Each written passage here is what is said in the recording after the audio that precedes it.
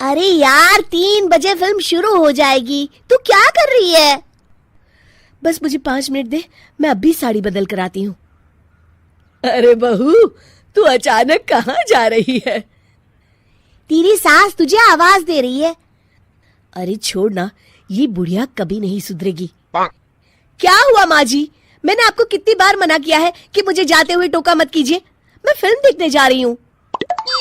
तू अभी चली जाएगी तो मेरे लिए खाना कौन बनाएगा बहू? सुबह से भूखी बैठी हूँ। अरे माँ जी, आप कौन सा घर का काम करती हो जो आपको भूख लगी है? अच्छा, मुझे देर हो रही है, चलना रीटा।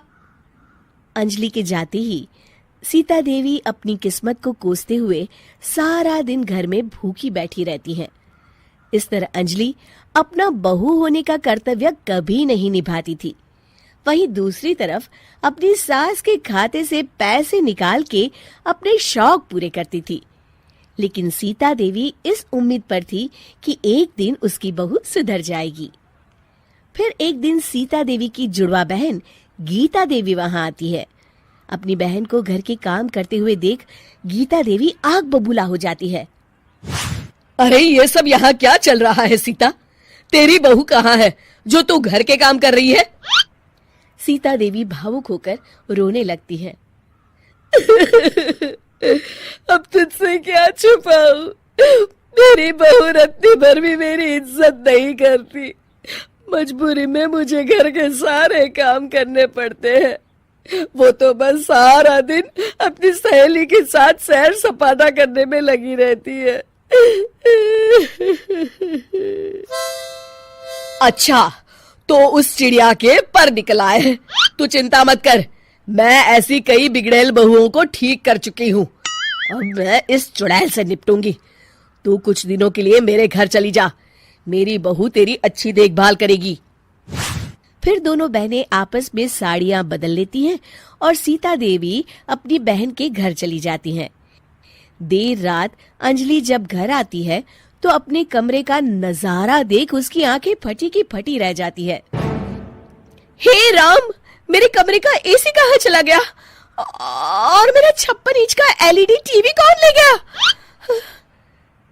अंजलि तहस के साथ अपनी सास के कमरे में जाती है। तभी वो देखती है कि उसके कमरे का एसी और टीवी उसकी सास के कमरे में लगा है और गीता देवी आराम से एसी की हवा खाते हुए सास बहू सीरियल का मजा ले रही है।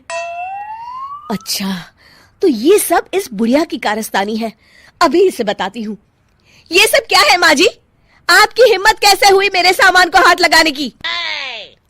क्यों बहू, ये सारा सामान तूने तेरे पिताजी के पैसों से खरीदा है क्या? हैं? लगता है तू भूल गई कि ये सारा सामान मेरे पैसों से आया है, इसलिए मैं अपनी सारी चीजें अपने कमरे में उठा लाई। तुझे कोई एतराज है? चल जा यहाँ से, सीरियल का मजा किरकिरा मत कर। गीता की बातों का कोई जवाब नहीं बनता देख अंजलि अपने दांत पीस कर रह जाती है। अगले दिन रीटा और अंजलि शॉपिंग पे जाने की तैयारी करती हैं। अंजलि जैसे ही अपनी स्कूटी पर बैठती है तभी गीता देवी स्कूटी की चाबी निकाल लेती हैं। अरे, ये स्कूटी कहाँ लिए जा रही है? ये भी मेरी कमाई की है। माँ जी, ये तो आप हद कर रही हैं। मैं बाहर पैदल जाऊंगी क्या? हाँ, पैदल जा। वैसे भी तुझे घूमने का शौक है, मुझे नहीं।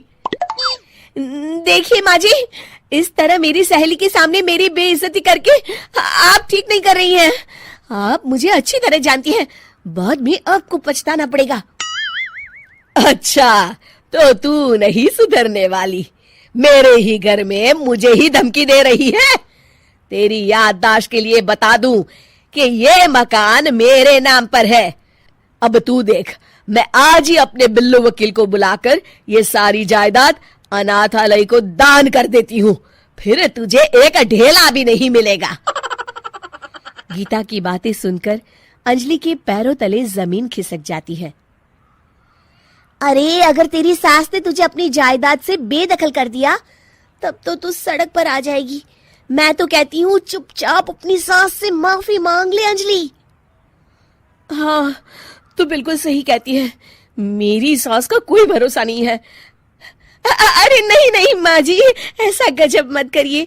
आज के बाद मैं आपको कोई तकलीफ नहीं दूंगी और घर के सारे काम ना मैं ही कर लूंगी। मैं आपको एक अच्छी बहू बनकर दिखाऊंगी। कुछ दिनों के बाद ये लीजिए माँ जी, आराम से गाजर का हलवा खाइए। खुशबू तो बहुत अच्छी है। हाँ माँ जी, वैसे मैंने सब काम कर लिया है, तो मैं आपके पैर दबा दूं? आप आराम से हलवा खाइए।